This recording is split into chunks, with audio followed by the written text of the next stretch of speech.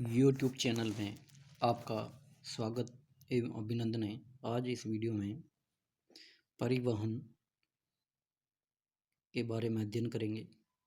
परिवहन वर्तमान समय में बहुत ही महत्वपूर्ण स्थान रखता है, क्योंकि व्यक्ति या वस्तुओं को या सेवाओं को एक स्थान से दूसरे स्थान पर लाने और ले जाने के लिए ही नहीं, अन्य भी बहुत सारी जो ऐसी मानव जीवन में जो ज़रूरतें हैं, उन ज़रूरतों को पूरा करने के लिए परिवहन के साधनों का वर्तमान में बहुत ही महत्वपूर्ण स्थान है।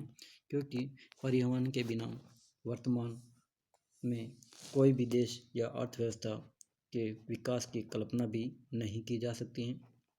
क्योंकि परिवहन जो है आधुनिक समय में किसी भी अर्थव्यवस्था के धमनियों की तरह माना जाता है। रक्त धमनियाँ जो होती हैं, किस प्रकार से रक्त धमनियाँ शरीर में रक्त का संचार करती हैं, उसी प्रकार किसी भी अर्थव्यवस्था में जो परिवहन के साधनों का वैसा ही महत्व है जिस प्रकार से मानव शरीर में रक्त धमनियों का स्थान होता है। अतः माल या सेवाओं को एक स्थान से दूसरे स्थान पर लाने ले जाने के लिए परिवहन के साधनों का बहुत ही महत्वपूर्ण स्थान है। अतः आज अपन परिवहन के साधनों के बारे में अध्ययन करेंगे। तो परिवहन के जो साधन हैं, परिवहन के जो प्रकार हैं, उन परिवहन के प्रकारों के बारे में भी अध्ययन अपन करेंगे। तो पहले जो है अपन आज जो है जल परिवहन के बारे में ही अध्ययन करेंगे। तो सबसे पहले अपन देखते हैं परिवहन के जो साधन हैं, उन परिवहन के साधनों का क्या महत्व है। परिवहन के सब यांत्रिक साधनों एवं संगठनों का योग। परिवहन जो है सब यांत्रिक साधनों एवं संगठनों का योग है, जो व्यक्ति, वस्तुओं अथवा समाचारों को एक स्थान से दूसरे स्थान तक पहुंचाने में सहायक होते हैं। यदि कृषि और उद्योग किसी देश के आर्थिक जीवन का शरीर और हड्डियां मानी जाए, तो परिवहन को उस आर्थिक ढांचे की स्नायु प्रणाली मानना चाहिए। आजकल का समाज परिवहन के साधनों पर बहुत निर्भर है। हमारा आर्थिक जीवन ऐसा बन गया है कि परिवहन के साधनों के अभाव में सदैव आर्थिक संकट पड़ने की संभावनाएं रहती हैं। व्यापार, कृषि और औद्योगिक उन्नति इसी की सहायता से संभव हो सकी हैं। ठीक है, तो अब जो है परिवहन के जो साधन हैं वो कौन कौन से हैं, तो इसमें अपन देखेंगे परिवहन के जो प्रकार। जिसमें परिवहन के जो प्रकार हैं, जिसमें अपन मुख्य रूप से देखें तो परिवहन के जो प्रकार हैं वो कौन कौन से हैं। तो परिवहन के जो प्रकार हैं, तो परिवहन के प्रकारों की बात करें तो सबसे पहला जो प्रकार है, अपन इसमें प्रकार को देखने से पहले इसके बारे में सामान्य अध्ययन अपन कर लेते हैं, काइंड ऑफ ट्रांसपोर्ट के बारे में। यानी परिवहन जो है पृथ्वी पर किन्हीं दो या अधिक स्थानों के मध्य संबंध स्थापित करने वाले माध्यम को परिवहन के साधन कहते हैं। यानी किन्हीं दो स्थानों अथवा केंद्रों के मध्य जो संबंध स्थापित होता है, उनको अपन क्या कहते हैं, परिवहन के साधन। प्राचीन काल में यह कार्य पूर्णतया पशुओं द्वारा किया जाता था।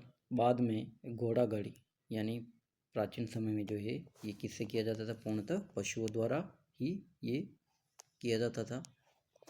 लेकिन वर्तमान में क्या हो गया, बाद में क्या हुआ, घोड़ा गाड़ी, तांगा गाड़ी, बैलगाड़ी आदि साधनों का प्रयोग किया जाने लगा एवं अनेक देशों में इनका प्रयोग आज भी किया जाता है। भौगोलिक उच्चावच के अनुसार, वर्तमान में अपन देखिए तो भौगोलिक उच्चावच के अनुसार पर्वतीय क्षेत्रों में ऊंट या टट्टू का तथा मरुस्थलीय भागों में ऊँटों का परिवहन के साधन के रूप में उपयोग हो रहा है। वर्तमान यांत्रिक युग में परिवहन तीव्रगामी हो गया है, और वर्तमान जो है यांत्रिक युग में परिवहन बहुत ही तीव्रगामी हो गया है। वर्तमान में परिवहन के साधनों में जलयान, रेलगाड़ियाँ, मोटर परिवहन तथा वायु परिवहन प्रमुख है। यानी जिसमें वर्तमान में क्या है, परिवहन के साधनों में जलयान, रेलगाड़ियाँ, मोटर परिवहन और वायु परिवहन प्रमुख है। परिवहन के परंपरागत साधनों का महत्व स्थानीय स्तर पर सीमित हो गया है। परिवहन के वर्तमान साधनों को निम्नलिखित 3 प्रमुख वर्गों में विभक्त या विभाजित किया जा सकता है। पहला जो है वो है जल परिवहन, दूसरा है स्थल परिवहन और तीसरा है वायु परिवहन। यानी जल परिवहन जो है वो सामान्यतः क्या है, जलीय क्षेत्रों में जो नावों द्वारा या स्टीमरों द्वारा जो एक स्थान से दूसरे स्थान पर परिवहन का जो वस्तुओं सेवाओं का किया जाता है उसको जल परिवहन कहते हैं, जिसमें नदियाँ भी आ सकती हैं, समुद्री और खाड़ियाँ आदि जो हैं उनमें जो नावों द्वारा या जलयानों द्वारा जो परिवहन किया जाता है उस वो आते हैं। दूसरा जो है स्थल परिवहन। स्थल परिवहन में जो है मुख्य रूप से सड़कें और जिसमें सड़क मार्ग और रेल मार्ग आते हैं। इसके बाद में जो है वायु परिवहन।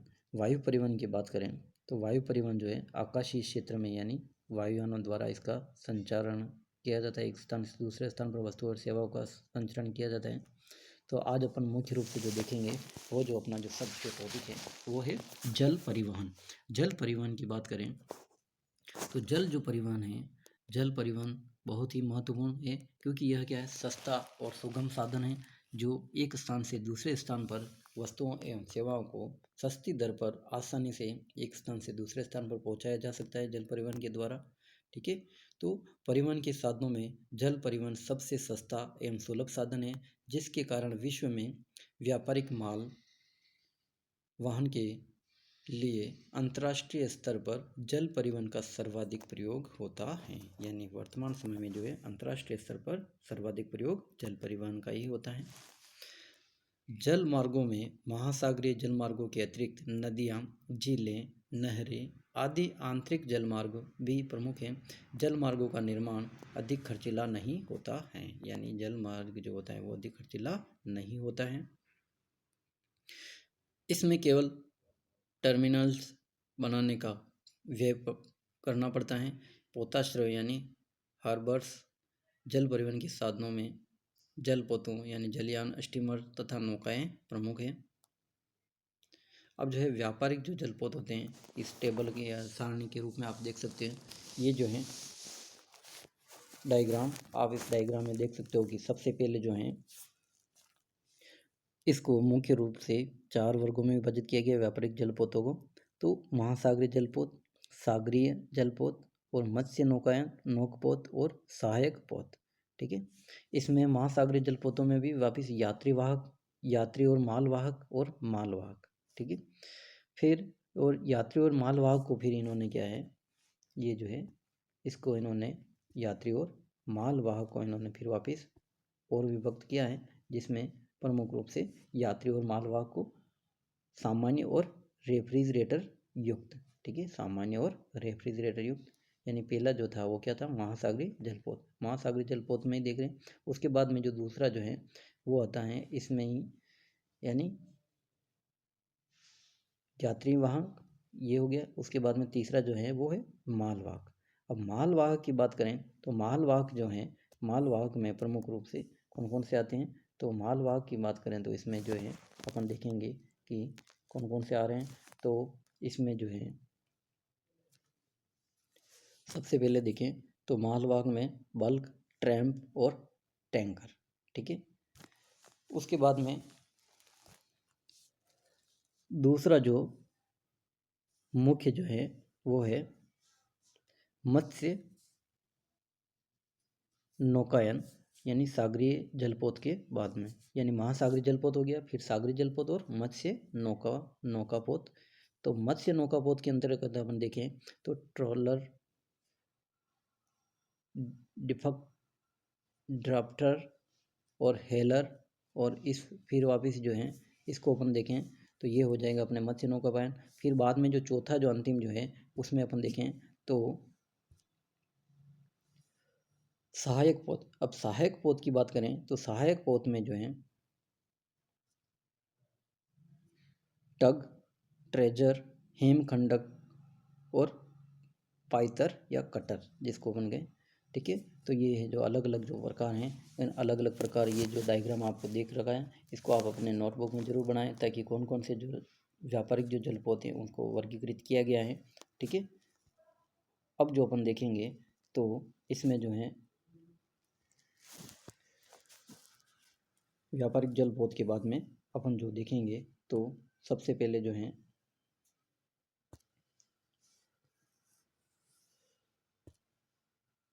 इसको कितने वर्गों में विभक्त किया गया है, तो मुख्य रूप से जो है आंतरिक जलमार्ग। अब आंतरिक जलमार्ग की बात करें समुद्री स्तर पे तो विश्व स्तर की बात करेंगे, ठीक है। तो सबसे पहले जो है ये मार्ग क्या स्थलीय भागों में स्थित नदियों तथा झीलों से होकर जाते हैं। यानी आंतरिक जो जलमार्ग हैं वो क्या है, मुख्य रूप से नदियों तथा झीलों से होकर जाते हैं। इनके लिए पर्याप्त जलीय मात्रा वाली नदियों या नदियाँ एवं झीलें उपयुक्त होती हैं। ये पर्याप्त गहरी भी होती हैं और नदियों के मार्ग में तीव्र ढाल नदियों के मार्ग में तीव्र ढाल या प्रपात नहीं होने चाहिए। साथ ही नदियों में रेत आदि के निक्षेप भी जल परिवहन में बाधक होते हैं। विश्व के जिन भागों में पर्याप्त जल प्रवाह वाली बड़ी नदियाँ पाई जाती हैं उनका उपयोग जल परिवहन के लिए किया जाता है। अब आंतरिक जल परिवहन पर जलवायु का प्रभाव भी पड़ता है। वर्षा पर्याप्त होने पर जल की आवश्यक मात्रा बनी रहती है, जबकि मौसमी नदियाँ जल परिवहन के लिए उपयुक्त नहीं होती हैं। इस प्रकार तापमान में कमी होने पर पर्याप्त जल होने पर भी परिवहन में बाधा उत्पन्न हो जाती हैं। उत्तरी यूरेशिया और उत्तरी अमेरिका में यह प्रभाव सर्वाधिक परिलक्षित होता है। अब जो है आंतरिक जल परिवहन की में इसमें अपन देखें तो यूरोप के आंतरिक जल परिवहन। अब यूरोप की बात करें तो यूरोप में जो आंतरिक जल परिवहन में मुख्य रूप से जो है तो अपन देखेंगे कौन कौन से हैं।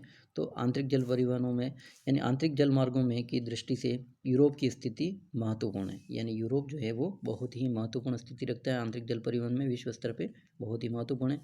इसके उत्तर पश्चिम में अटलांटिक महासागर और दक्षिण में भूमध्य सागर में जो गिरने वाली जो नदियाँ हैं उन नदियों का बहुत ही महत्वपूर्ण स्थान है। नदियाँ प्रमुख व्यापारिक मार्ग प्रदान करती हैं। उत्तर की ओर प्रवाहित होने वाली नदियों में राइन यानी ये जो है राइन नदी बहुत ही महत्वपूर्ण है, ठीक है। तो राइन जो नदी है उस राइन नदी की बात करेंगे तो राइन जो नदी है राइन नदी का जो स्थान बहुत ही महत्वपूर्ण है। तो राइन के बाद में देखेंगे अपन तो राइन सीन नदियाँ और दक्षिण की ओर प्रवाहित होने वाली डेन्यूब डॉन निपर निस्टर ये जो नदियाँ हैं और उत्तर की ओर जो ये जो प्रवाहित होने वाली नदियाँ कौन कौन सी है राइन और सीन नदियाँ, ठीक है।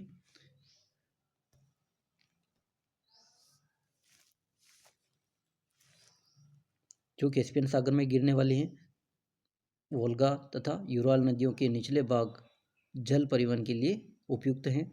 पश्चिमी यूरोप के कुछ देशों में यानी पश्चिमी यूरोप की बात करें तो पश्चिमी यूरोप के कुछ देशों में जर्मनी फ्रांस में जल परिवहन के लिए नहरों का भी निर्माण किया गया है। यूरोप की बात करें संपूर्ण तो फ्रांस जर्मनी बेल्जियम तथा नीदरलैंड आदि देशों में विस्तृत रूप से आंतरिक जलमार्गों का विकास हुआ है। रूस के बाद यूरोप में फ्रांस तीसरा बड़ा देश है जहां लगभग 5,600 किमी लंबाई में 9 गम्य नदियां हैं। कितनी है 5,600 किमी लंबाई में 9 गम्य नदियां हैं और 4,800 किमी नहरी तंत्र विकसित किए गए हैं। कहाँ पे फ्रांस में। फ्रांस की प्रमुख नदियां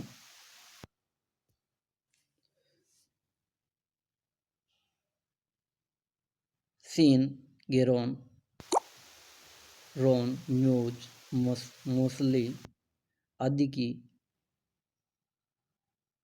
कैनाल जो है वो भी बहुत ही महत्वपूर्ण है। तो यहाँ पे जो है राइन नहर रोन नहर आदि जो नहरी तंत्र विकसित करके इनको आपस में जोड़ा गया है, ठीक है। तो इसमें आप देख सकते हो यहाँ पे जो मुख्यतः 3 प्रकार के जो होते हैं नदियाँ जिसमें नदियाँ हैं। तो ये जो डायग्राम आपको आंतरिक जल मार्ग का यहाँ पे दे रखा है तो इसमें आप देख सकते हो, ठीक है। तो ये जो है जैसे आंतरिक जल मार्ग की बात करें तो विश्व स्तर पे अपन देखें तो नदियाँ जैसे विश्व में विभिन्न उष्णकटिबंधीय क्षेत्रों जैसे अमेजन जायरे बेसिन। एशिया की प्रमुख नदियाँ जांगचियांग आदि को स्थानीय उत्पादों के परिवहन के में महत्वपूर्ण भूमिका है। भारत, चीन, मिस्र जैसे देशों में भी नदियाँ घाटियाँ सभ्यता के केंद्र रही हैं और इसके अतिरिक्त ओबे, येनिसी, लीना, मैकेंजी आदि अटलांटिक महासागर में गिरने के कारण विशाल होते हुए भी कम आर्थिक महत्व रखती हैं। अनेक नदियाँ विसर्गों के कारण समस्याग्रस्त हैं। कुछ नदियाँ प्रपातों, शिप्रिकाओं और शिप्रिका श्रृंखला या प्रपात श्रृंखला में बाधित होती हैं।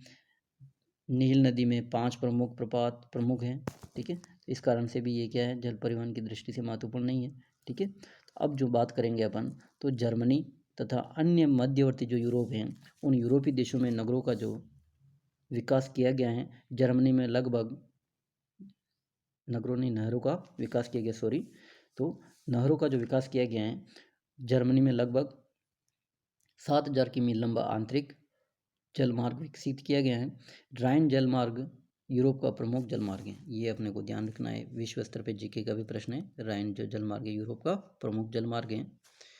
राइन नदी स्विट्जरलैंड, जर्मनी, नीदरलैंड होती हुई प्रवाहित होती हैं। इसे रोन राइन नहर से जोड़कर सागर से जोड़ा गया है। मैन या मोसले इसकी प्रमुख नहरीकृत सहायक नदियां हैं। पेन जर्मनी में इस मार्ग द्वारा अनाज, खनिज, निर्मित माल भेजा जाता है। राइन एवं रोन को प्रमुख व्यापारिक दूरी पर जोड़ा गया है, जहाँ पर बड़ा बाजार भी है।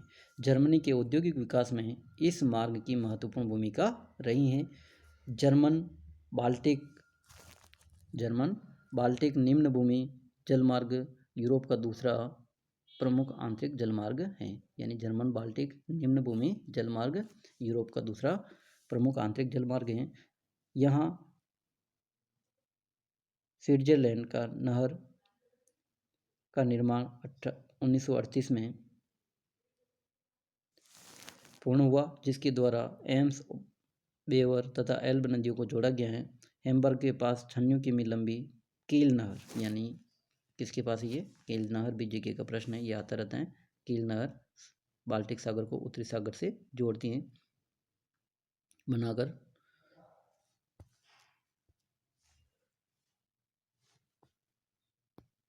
ये आप डायग्राम देख सकते हो, ठीक है। तो ये जो कील नहर जो है कहाँ पे है, कौन सी नदी कहाँ पे है, इसको आपको अच्छे से अपने डायग्राम में, इस अपने नोटबुक में ज़रूर बनाना है।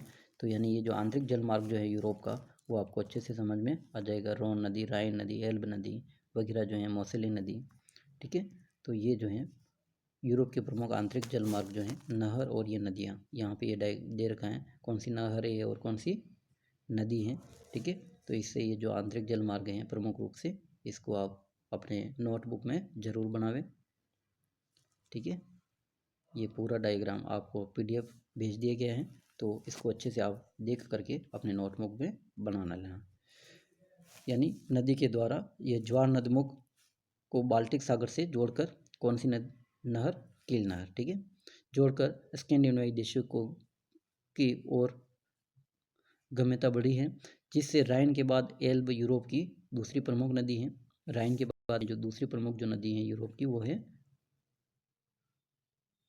एल्ब, जिस पर हैम्बर्ग, ब्रासविक एवं थ्रस्टन पतन है। ओडर नदी ऊपरी साइलेशिया को उत्तरी सागर के स्ट्रेटोन, फ्रैंकफर्ट, ब्रोमेन पतनों से जोड़ती है। इस प्रकार फ्रांस एवं सीन नदी पर मार्सेलीज, यानी फ्रांस जो है, फ्रांस एवं सीन नदी पर क्या है, मार्सेलीज आदि जो ये केंद्र है। ब्रोमीन, सेंट एरिन, पेरिस, रूबे तथा ली हार्वे, इंग्लिश चैनल ये प्रमुख पतन है। डार्टमंड एम्स एक्स नहर पर या रूhr क्षेत्र को उत्तरी सागर तथा मिडलैंड नहर राइन को ओडर नदी से जोड़ती हैं। रूस की भी अन्य जो वोल्गा, निपर है, निस्टर है, डॉन प्रमुख नौगम्य नदियां हैं। वोल्गा नदी पर स्टालिनग्राड, साराटोव, कजान, गोर्की पतन है। इस मार्ग से अनाज, पेट्रोलियम, मछली, लकड़ी के लट्ठे ढोए जाते हैं। इसे मास्को से जोड़ा गया है, यानी इससे क्या है, कौन कौन से सामान ढोए जाते हैं, ठीक है। तो ये भी अपने को ध्यान रखना है, यानी यहाँ पे जो है अनाज, पेट्रोलियम, मछली और लकड़ी के लट्ठे ढोए जाते हैं वोल्गा नदी द्वारा। इसे मास्को से जोड़ा गया है। वोल्गा डॉन नदी पूर्वी यूक्रेन तथा मास्को के मध्य महत्वपूर्ण जलमार्ग है। दीवना नदी मार्ग से लकड़ी ढोई जाती हैं जो आखेन गोलस्क तक ले जाती हैं। राइन नदी के लुडविग नहर द्वारा डेन्यूब से जोड़ा गया है। इस प्रकार काला सागर में गिरने वाली डेन्यूब भी रोन राइन नहर द्वारा भूमध्य सागर तक पहुंचती है, ठीक है। इस प्रकार से जो है, अब ये हो गया अपने यूरोप के आंतरिक जलमार्ग। अब जो है उत्तरी अमेरिका के आंतरिक जलमार्ग। उत्तरी अमेरिका के जो आंतरिक जलमार्ग है वो कौन कौन से हैं?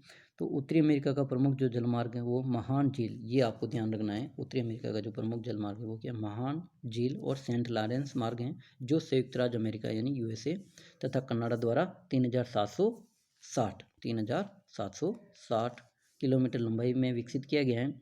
यह सुपीरियर झील पर स्थित डुलूथ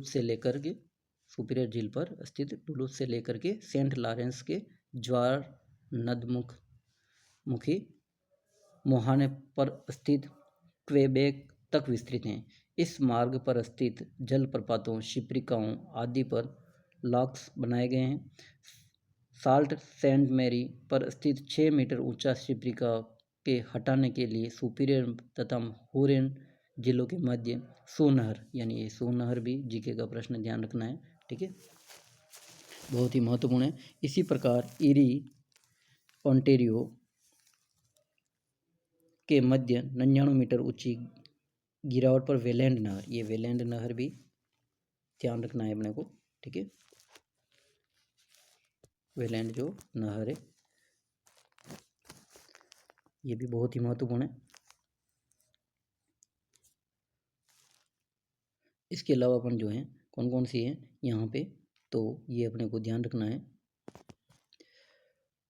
इस मार्ग पे जो कुछ जो नहरें हैं वो कौन कौन सी हैं, तो ये अपने को ध्यान रखनी है। एलिबेले नहर, सू नहर, ठीक है, बनाई गई। इस प्रकार ईरी ओंटेरियो के मध्य जो है 99 मीटर ऊंची गिरावट पर बेलैंड नहर 1829 में बनाई गई, जिस पर 40 किमी की दूरी पर 7 लॉक्स बनाए गए। यानी बेलैंड नहर जो है 1829 में बनाई गई और जिस पर 40 किमी की दूरी पर 7 लॉक्स हैं।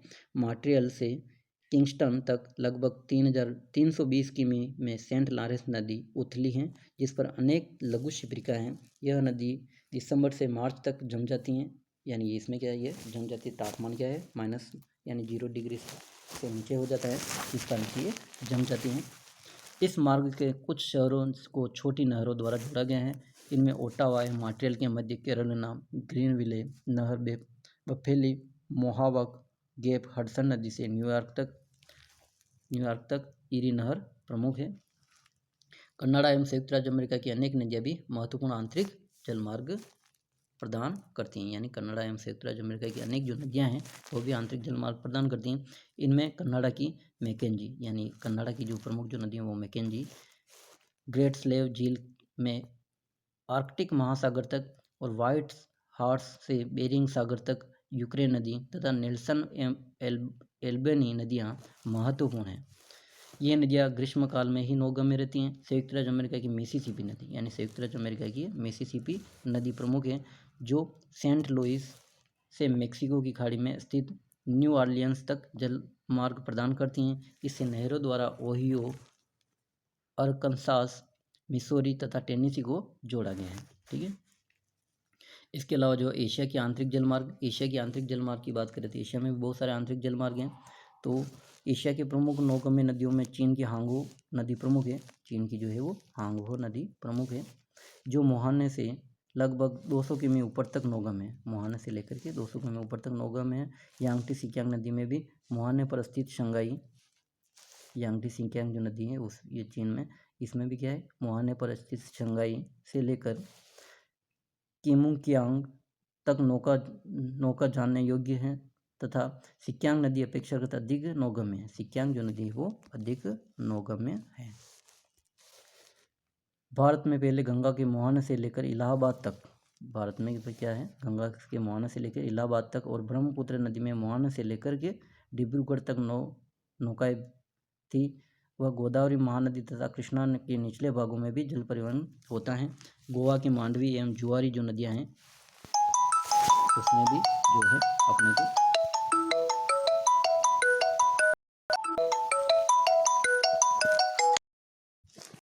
हेलो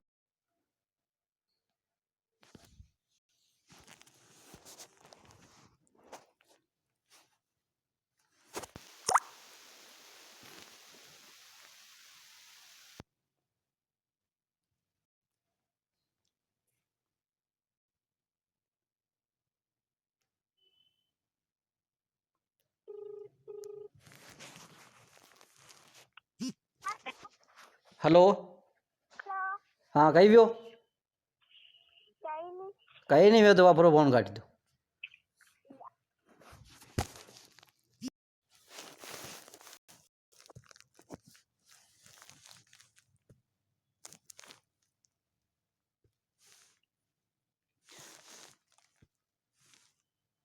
तो परिवहन के जो इसमें जो भारत एशिया की बात करेंगे तो इसमें जो गंगा में जो है स्थित जो है गंगा के मुहाने से में यानी यहाँ से हल्दिया से लेके इलाहाबाद तक 1620 किमी लंबा ये है जल परिवहन ये होता है। इसके अलावा NH2 यानी ब्रह्मपुत्र नदी में सदिया से धूबरी तक 891 किलोमीटर।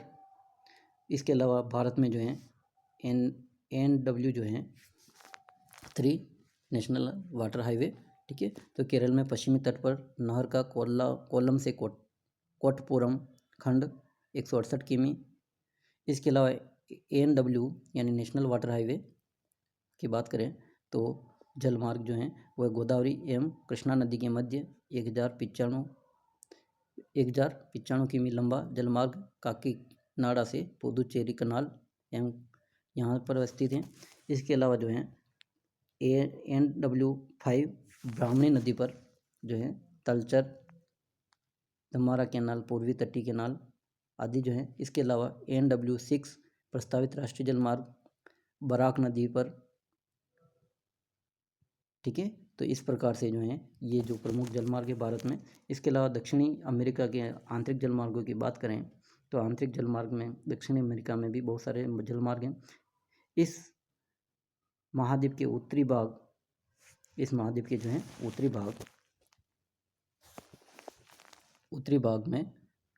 भाग में पश्चिम से पूर्व की ओर प्रवाहित होने वाली जो अमेजन नदी जो है इस महाद्वीप के किसके दक्षिण अमेरिका की बात करें तो दक्षिण अमेरिका में के उत्तरी भाग में पश्चिम से पूर्व दिशा की ओर प्रवाहित होने वाली अमेजन नदी अपनी सहायक नदियों सहित लगभग 50,000 किमी लंबा जलमार्ग प्रदान करती हैं। दक्षिणी ब्राज़ील, अर्जेंटीना, यूरुग्वे के जो पतन है यहाँ पे पराग्वे आदि जो नदियाँ हैं इससे भी जल परिवहन की सुविधा उपलब्ध होती हैं। यहाँ पर जो बहुत सारे यानी 1500 किमी अंदर तक जल पहुँच जाते हैं, ठीक है। तो इस प्रकार से जो यहाँ पे भी दक्षिण अमेरिका में भी बहुत सारे आंतरिक जल मार्ग हैं तो ये जो अपने को पहुँच जाते हैं, पहुँचने की सुविधा यहाँ पे उपलब्ध है। यहाँ विशाल अफवाह होते हुए भी या भौगोलिक जो विषमताओं के कारण यहाँ पे धीमा आर्थिक जल परिवहन यहाँ चलता है। तो ये अपन थोड़ा सा आगे देखेंगे अगले वीडियो में। धन्यवाद। जो आज अपन जो देखा है प्रमुख रूप से परिवहन और परिवहन के जो महत्व जो हैं और मुख्य जो परिवहन है उसमें जल परिवहन के बारे में अध्ययन किया है और जल परिवहन में कौन कौन से देशों के या महाद्वीपों का अध्ययन किया है ये अच्छे से आपको अपने नोटबुक में उतार लेना है। धन्यवाद।